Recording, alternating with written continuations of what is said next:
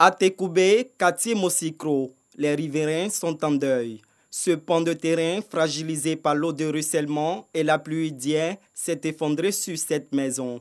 2 personnes, des chauffeurs de taxi, y ont perdu la vie. L'une des victimes venait d'être père pour la seconde fois. La veuve est étreinte par l'émotion.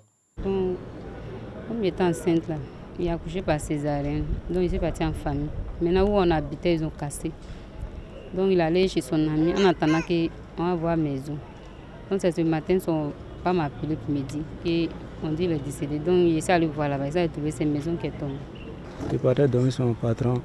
Bon, matin bonheur, on m'appelle que non, la maison de mon grand frère est tombée. Je ne sais pas comment annoncer ça à la veille. C'est sur lui je compte. Bon, lui n'est plus là. Je ne sais pas comment il fait. Une vingtaine de locataires sont également sinistrés.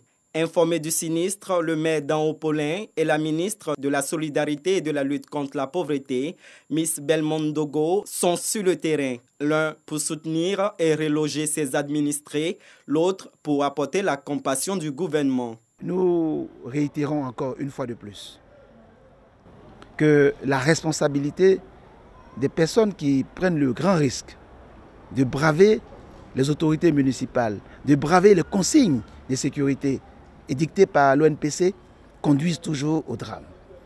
Cette fois-ci, en même temps que nous déplorons la situation, nous sommes obligés de sévir. Nous allons donc amorcer la procédure contre ces marchands de sommeil qui taillent les flancs de collines et mettent la vie des populations en danger. Donc la personne qui a construit sur ce bâtiment, aujourd'hui, est entendue par la police et nous ferons en sorte que toutes les personnes qui continueront à occuper les zones à risque fassent l'objet de poursuites judiciaires. Le gouvernement est venu d'Iyako avec la présence de monsieur le maire. C'est bien de soutenir les familles vivantes et non de soutenir les familles endeuillées. Et nous profitons de l'occasion que vous nous donnez pour demander aux familles de quitter les lieux qui ont été identifiés comme zone à risque.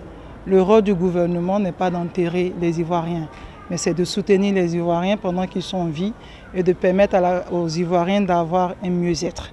Classé zone à risque, ce secteur du quartier Mosikro est toujours habité. Le maire d'Anhaut-Paulin annonce la démolition imminente des maisons à flanc de colline.